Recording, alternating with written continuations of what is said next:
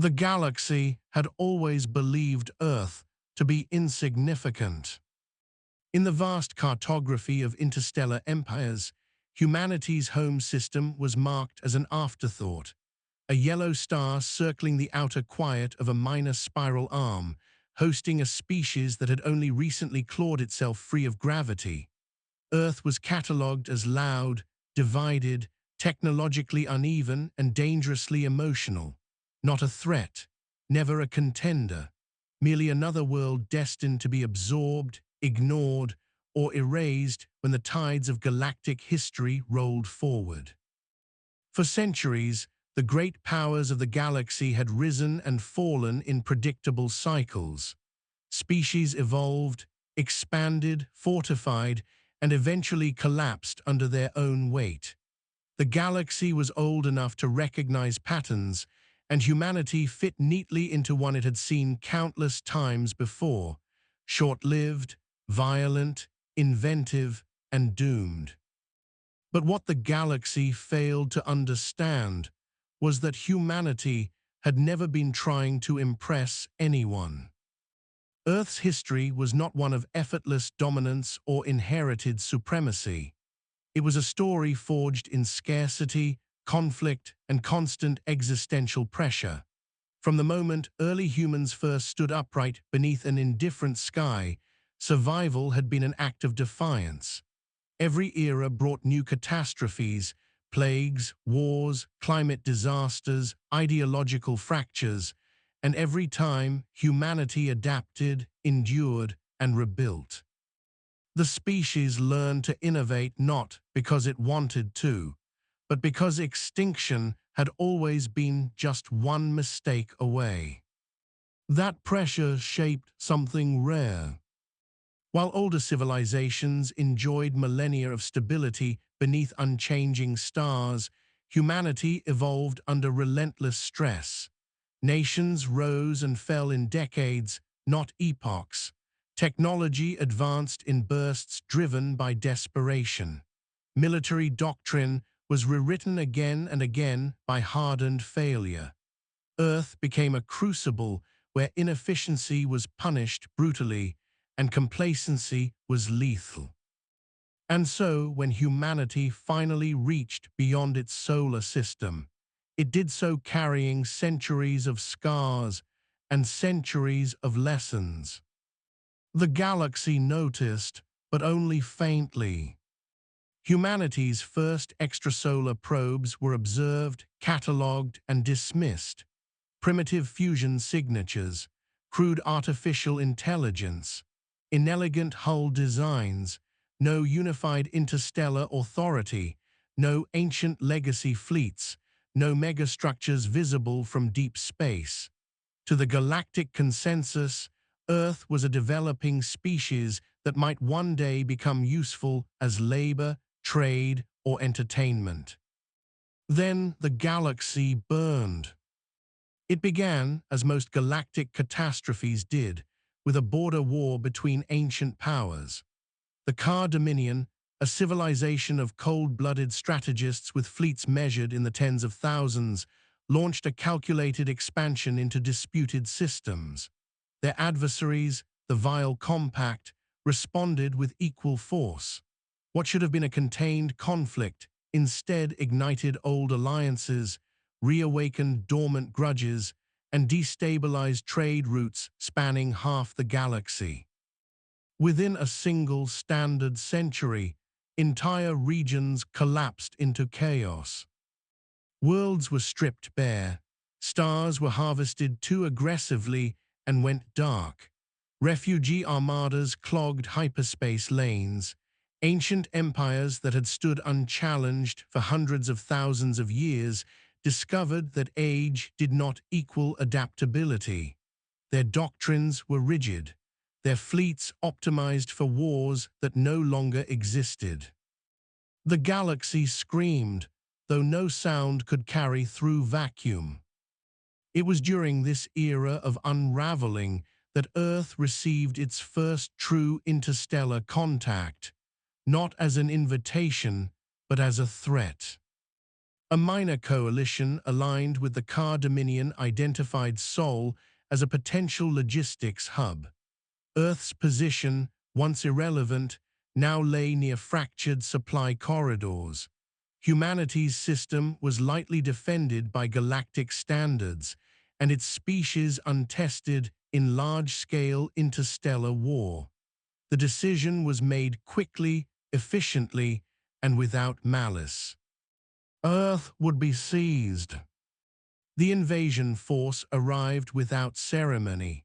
Hundreds of alien vessels translated into Sol's outer system, their hulls glittering with technologies refined over tens of millennia.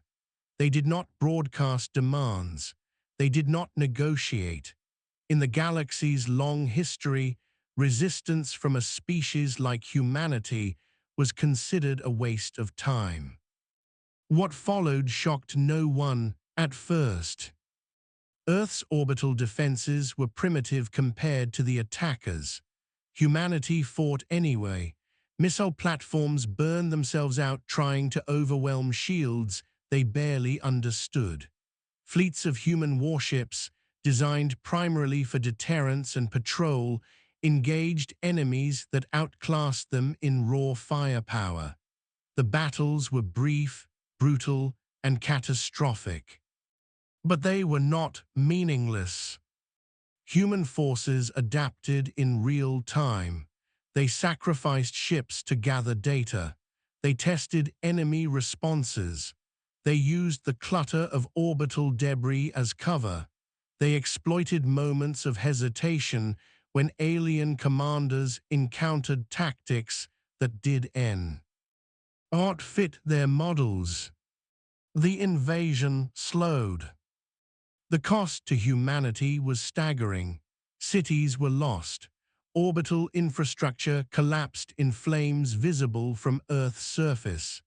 Entire populations fled underground as kinetic strikes shattered continents. Humanity bled on a scale it had not experienced since its darkest world wars. Yet something unexpected happened. Earth did not surrender. Instead, humanity vanished. To the invaders, it appeared that Earth's resistance simply collapsed. Human transmissions fell silent. Military engagements ceased. The surviving alien commanders reported that the species had broken, retreated into irrelevance, or annihilated itself in panic. The galaxy accepted this explanation easily. It fit the pattern. Earth was written off as another failed civilization. What no one realized was that humanity had done what it always did when cornered. It adapted. Beneath ruined cities, in deep-sea installations, in shielded facilities buried beneath mountains and moons, humanity consolidated. Old rivalries dissolved. Political divisions became irrelevant overnight. There was no longer East or West, ally or enemy. There was only survival. And humanity had time. The invaders, satisfied with their assessment, diverted resources elsewhere. The galaxy's attention remained focused on its larger wars, its collapsing empires, its burning stars. No one watched Sol closely anymore. For nearly a century, humanity worked in silence. What emerged from that silence was not an empire, not a diplomatic initiative, not a plea for mercy. It was a weapon. Humanity studied every fragment of alien technology left behind. They learned its strengths, its limitations, its assumptions. They discovered that ancient civilizations optimized for efficiency often neglected resilience. Their systems were elegant but brittle. Their AI commanders struggled with unpredictability. Their fleets relied on centralized command structures vulnerable to disruption. Human engineers did not try to replicate alien perfection. They weaponized human chaos. Shipyards were built in secret across the solar system. Industrial capacity was redirected entirely toward one project, an undertaking so vast that it consumed the output of planets. Humanity did not build a fleet. Humanity built a statement. A single vessel. A battleship. It was unlike anything the galaxy had ever conceived. Not sleek, not elegant. It was massive, brutal, layered in redundant armor, and designed to continue fighting even while torn apart. Its systems were decentralized, compartmentalized, and partially analog, immune to the kind of electronic warfare the galaxy relied upon. It carried weapons that ignored conventional doctrines, kinetic cannons designed to hurl relativistic masses capable of shattering shields through sheer momentum. Energy systems overbuilt to the point of inefficiency because humanity understood that excess was survival. Its engines were tuned not for speed, but for endurance, the ability to keep moving long after others would have failed. The ship was not named after a god, an emperor, or an abstract ideal. It was named after Earth itself. When it finally departed Sol, there was no announcement, no broadcast, no warning. The galaxy would learn of its existence only when it was too late. Because when Earth's battleship arrived on the galactic stage, it would not come as a diplomat. It would come as a reckoning. And the first system it entered would never be the same again. The first system to encounter Earth's battleship did not understand what it was seeing. At the edge of a fractured trade corridor, a mid-tier star system once loyal to the Car Dominion maintained a defensive garrison meant to repel raiders and opportunists. Its orbital sensors were calibrated to detect known hyperspace signatures, classified vessel tonnage, and standard fleet formations. The system had endured decades of war already, and its commanders believed themselves hardened by experience. Then space bent in a way their instruments could not immediately interpret. There was no elegant hyperspace bloom, no graceful emergence from faster-than-light travel. Instead, reality itself appeared to tear, as if something massive and stubborn forced its way through dimensions that resisted it. The energy spike was crude, violent, and wrong according to every model the galaxy trusted. When the distortion collapsed, the battleship was simply there. It did not arrive as a formation. It did not announce allegiance. It did not match any known classification. Its mass readings alone triggered cascading sensor failures as automated systems struggled to reconcile what they were observing with what should have been possible. The vessel eclipsed nearby defense platforms, its armored hull layered like continental plates, each section scarred not by decoration but by purpose. The system hesitated. In the galaxy's long history, hesitation often meant death. Automated defense grids initiated targeting protocols. Battle stations powered weapons. Fleets began maneuvering, expecting the usual exchange of probing fire, signaling, escalation. What they did not anticipate was that the battleship did not maneuver at all. It advanced. Slowly, deliberately, with the unstoppable momentum of a celestial body that did not acknowledge resistance as a meaningful variable. The first shot struck its outer armor moments later. Energy lances flared against the hull, dissipating in cascades of light that barely marred the surface. Kinetic rounds impacted and shattered, their force absorbed, redirected, or ignored entirely. Damage reports from the defending forces became incoherent as sensors failed to register meaningful degradation. Then the battleship returned fire. There was no theatrical display, no overcharged beams or swirling antimatter storms. Instead, space itself seemed to recoil as the ship's primary kinetic batteries engaged. Projectiles accelerated to fractions of light speed, wrapped in fields designed not for efficiency, but for inevitability. Defense platforms vanished. Not exploded, not breached, simply erased as relativistic mass converted their existence into expanding clouds of plasma and debris. Shields designed to disperse energy failed catastrophically against momentum they were never built to stop. Hulls folded inward, their molecular structures collapsing under forces that ignored conventional countermeasures. Within minutes, the system's defensive grid was gone.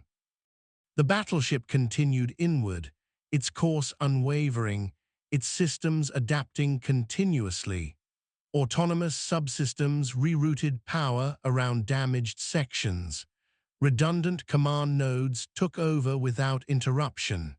Human engineering, shaped by centuries of catastrophic failure, proved terrifyingly resilient. The remaining fleet attempted retreat. That more than anything else sealed their fate. The battleship accelerated, not to pursue in a traditional sense, but to position itself along predicted escape vectors calculated by probabilistic models refined through human warfare. Its secondary weapons engaged, releasing swarms of guided munitions that did not simply track targets, but learned from them, adjusting mid-flight to counter evasive maneuvers. By the time the system fell silent, there were no surviving military assets.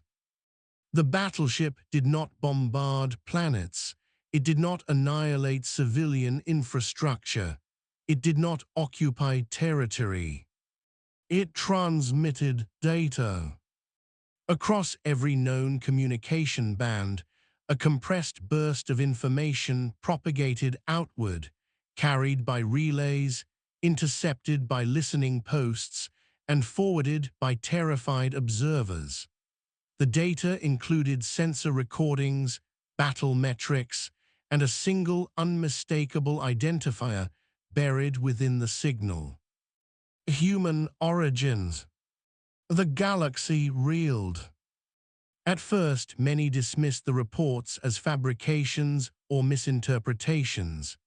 The idea that a species believed extinct or broken could field such a vessel challenged deeply held assumptions about technological progression and strategic doctrine.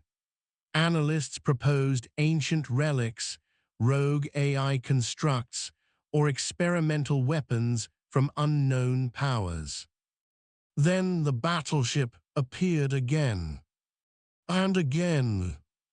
Each emergence followed the same pattern, a system aligned with the forces that had once invaded Sol, a brief window of confusion, a swift, overwhelming demonstration of force, no negotiation, no conquest, no mercy, but no indiscriminate slaughter either.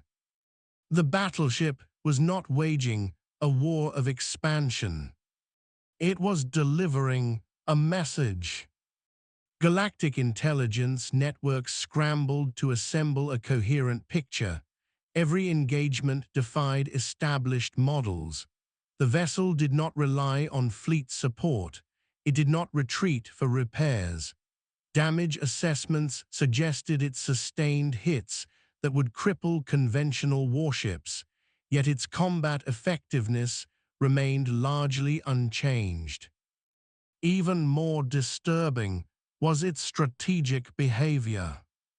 The battleship targeted logistics hubs, command relays, and fleet concentrations with surgical precision. It avoided heavily populated neutral systems. It bypassed worlds already devastated by war. Its path through the galaxy formed a deliberate arc, one that traced backward through invasion routes, supply chains, and decision nodes linked to the original assault on Earth. Humanity was not lashing out blindly. Humanity was auditing the galaxy. For the first time in recorded history, ancient empires found themselves reacting rather than dictating. Fleets were redeployed hastily. Defensive doctrines were rewritten overnight.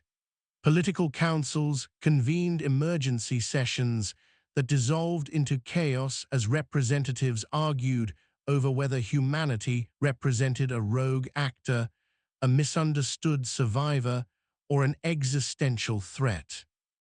Fear spread faster than information.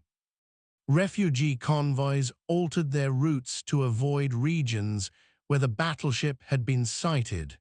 Mercenary fleets refused contracts that might place them in its path.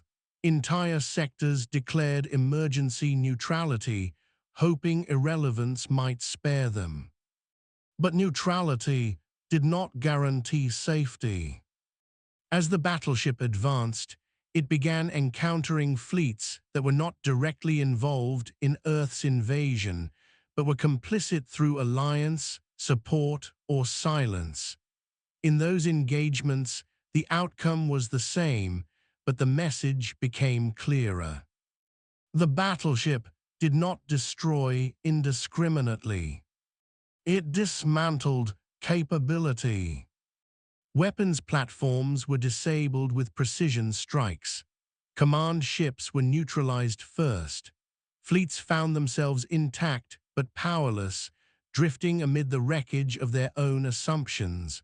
Survivors carried stories that spread faster than any official transmission, accounts of a human warship that fought like a force of nature, indifferent to intimidation, immune to conventional deterrence. The galaxy began to remember something it had long forgotten. What it felt like to be hunted. Within human space, Earth watched in silence. There were no victory parades, no broadcasts of triumph. Humanity understood the scale of what it had unleashed. The battleship was not a symbol of conquest, but of resolve. It carried with it the weight of billions lost, worlds scarred, and a species that had refused to vanish quietly. On Earth, children learned history not as a sequence of defeats, but as a continuum of survival. Engineers monitored telemetry streams that stretched across light years, adjusting algorithms, refining strategies, learning from every encounter. Humanity was still adapting, even now. The galaxy, meanwhile, began to change. Old powers hesitated before acting. Younger civilizations watched with a mixture of terror and awe. The assumption that age equaled superiority shattered under the realization that adaptability, not longevity, defined true strength. And at the center of it all, the battleship continued its journey toward the heart of the Car Dominion, toward the architects of Earth's near extinction, toward a confrontation the galaxy could no longer avoid. The silence that preceded its arrival was not peace. It was the collective breath of civilizations realizing, all at once, that humanity had survived and had come back not to beg for a place among the stars, but to redefine the rules by which the stars themselves would be governed. By the time Earth's battleship crossed into the inner territories of the Car Dominion, the galaxy had abandoned denial. What had once been dismissed as an anomaly was now undeniable proof of a paradigm shift. Sensor networks across thousands of systems tracked the vessel's approach with growing dread. Its trajectory cut through regions that had not seen open conflict in tens of thousands of years. Core systems protected by layered defenses, ancestral fleets, and doctrines so old they were considered immutable laws of war. The Car Dominion had never known fear in the way younger species did. They were ancient, methodical, and patient. Their civilization had endured mass extinctions, stellar collapses, and wars that spanned millennia. Their fleets were not built for improvisation because improvisation was unnecessary when every possible scenario had already been calculated generations in advance. Humanity was not part of those calculations. The Dominion mobilized in a way the galaxy had not witnessed since its earliest expansions. Entire reserve fleets were activated. Planetary defense arrays powered up systems that had not been tested in living memory. Command nodes synchronized across light years, forming a centralized intelligence structure designed to predict, counter, and annihilate any threat through overwhelming coordination. It was perfect. It was also exactly what humanity had prepared for. The battleship did not slow as it entered contested space. Instead, it altered its emission profile, shedding excess signatures, fragmenting its presence across sensor spectra in ways that defied conventional tracking. Dominion analysts struggled to reconcile conflicting data as the vessel appeared to exist in multiple positions at once, not through illusion, but through deliberate exploitation of sensor assumptions humanity had learned by studying alien technology for decades. The first engagement occurred at the edge of a fortified system considered impenetrable. The Dominion's fleets were immaculate. Thousands of warships formed layered formations around the star, supported by autonomous weapons platforms and AI-directed defense grids. This was not a skirmish force or a regional garrison. This was a statement of dominance meant to erase doubt across the galaxy. The battleship entered the system alone. What followed rewrote the concept of naval warfare. Instead of engaging the fleet directly, the battleship targeted the structure behind it. Relativistic projectiles struck relay stations positioned light seconds away, severing coordination links before Dominion commanders could react. Electronic warfare systems flooded the battle space with noise designed not to overwhelm, but to confuse, forcing AI decision-makers into recursive loops as they attempted to reconcile contradictory inputs. The Dominion's greatest strength became its greatest weakness. As centralized control faltered, individual ships hesitated, awaiting commands that never came. Human weapons exploited that hesitation with merciless efficiency. Precision strikes disabled propulsion systems, weapon mounts, and power cores without obliterating hulls, leaving vast numbers of Dominion vessels adrift and helpless. When the fleet finally attempted a coordinated response, it was already too late. The battleship advanced through the formation like a moving fortress, its armor absorbing impacts that would have shattered lesser ships. Entire squadrons broke apart against its hull, their weapons ineffective against a vessel designed not to avoid damage, but to endure it. Within hours, a fleet that had taken centuries to assemble ceased to function as a coherent force. The galaxy watched in stunned silence. For the first time, an ancient power had been defeated not through superior numbers or exotic technologies, but through strategy born of desperation, adaptability forged by loss, and a willingness to embrace controlled chaos where others clung to order. The Dominion retaliated with everything it had left.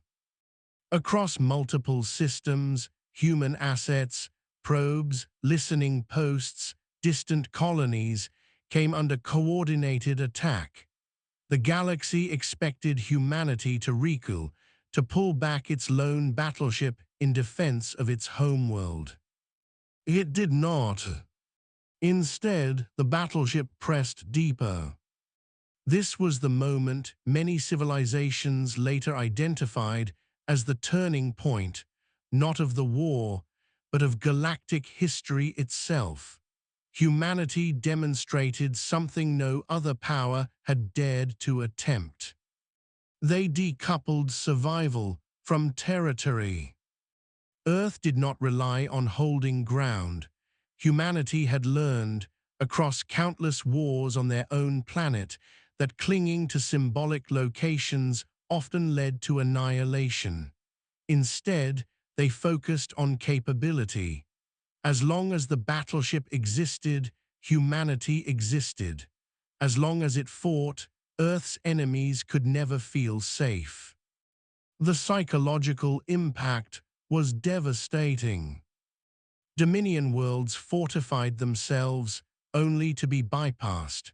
Fleets assembled defensively only to be dismantled indirectly. Every strategic move seemed anticipated, countered, or rendered irrelevant. It was as if the battleship understood the Dominion better than the Dominion understood itself. In truth, it did. Humanity had studied the galaxy not as conquerors, but as survivors. They mapped behavioral patterns, strategic assumptions, and historical responses to crisis. Where ancient powers relied on precedent, humanity relied on experimentation. Where others sought decisive battles, humanity waged wars of attrition, erosion, and inevitability. As the campaign continued, something unprecedented occurred. Younger civilizations began to intervene, not against humanity, but against the Dominion. Some offered covert assistance. Others sabotaged supply lines. A few openly rebelled, seizing the opportunity to break free from ancient overlords who suddenly looked vulnerable. The galaxy's rigid hierarchy began to fracture under the weight of its own fear. Humanity had not only challenged an empire, they had destabilized the idea of permanence. The battleship eventually reached a system revered as one of the Dominion's ancestral cores, a place of symbolic and strategic importance beyond measure. Legends claimed its defenses had never been breached. Its star was surrounded by constructs older than some civilizations. The galaxy held its breath. This time, the battleship did not attack immediately. It entered orbit and remained there, its massive form silhouetted against the star, its presence impossible to ignore. For the first time since its emergence, it paused, not out of hesitation, but intention. Data streamed outward from the system, intercepted and shared across the galaxy. Visual records showed the battleship battered but operational, scarred yet unstoppable. Damage that would have crippled other vessels had been absorbed, repaired, or bypassed through redundant systems layered with almost obsessive foresight. The message was unmistakable. Humanity could be hurt. Humanity could bleed. But humanity could not be broken by the galaxy's old rules. When the battleship finally moved again, its actions were restrained but devastating. It did not annihilate the ancestral world. Instead, it dismantled the Dominion's capacity to project power from it. Defense arrays went dark. Command infrastructures collapsed.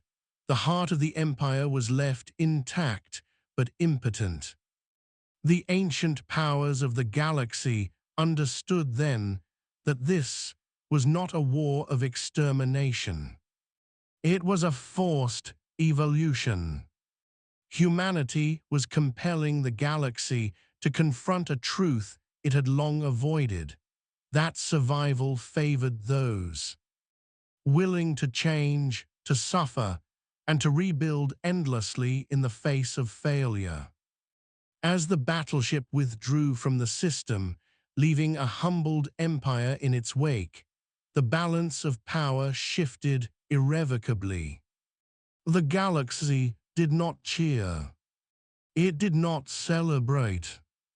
It watched, shaken, as a species born on a fragile world with a single moon had rewritten the meaning of dominance among the stars. And far beyond the front lines, in the quiet of soul, humanity prepared for the final phase of its reckoning, one that would determine not only the fate of empires, but the future shape of the galaxy itself. The galaxy did not return to normal after Earth's battleship withdrew from the Car Dominion's core. Normal no longer existed. Trade routes remained open, but trust had collapsed. Ancient treaties still bore their seals, but their authority had evaporated.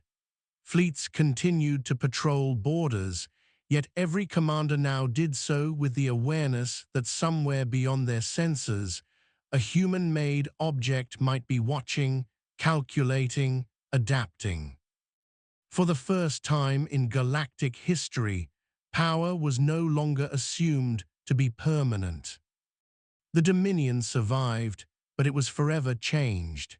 Its centralized command structures fractured under internal doubt.